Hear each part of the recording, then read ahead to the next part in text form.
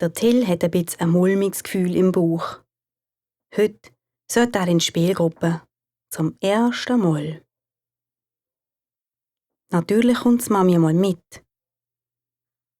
Aber er weiss, dass sie dann wieder geht. Sie hat ihm das so erklärt. Er freut sich ja sehr, denn sein Freund, der Leo, ist dann auch dort. Aber das ist halt alles ganz neu für ihn. Und er weiss nicht so genau, was auf ihn zukommt. Und ob denn das ihm auch gefällt. Und was soll er denn machen, wenn ihm das dort nicht passt? Oder wenn er aufs Klo muss? Muss er denn das sagen? Oder darf er einfach gehen? Und wenn er Durst hat? Und wenn ihm langweilig ist? Oder ihn jemand blockt? Oder ihm ist ganz komisch der Wege.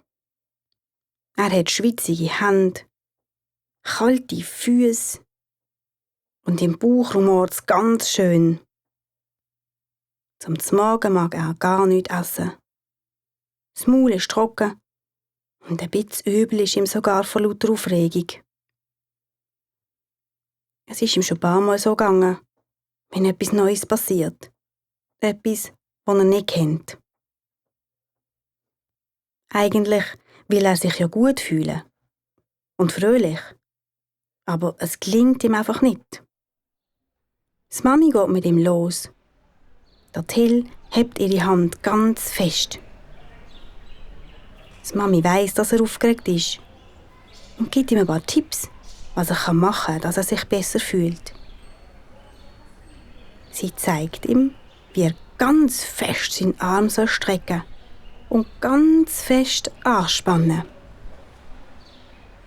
Faust machen, wie wenn man etwas verquetschen in der Hand. Dann soll er bis 10 zählen. Also, Faust machen, zudrücken, den ganzen Arm anspannen, ganz fest. Und dann 1, 2,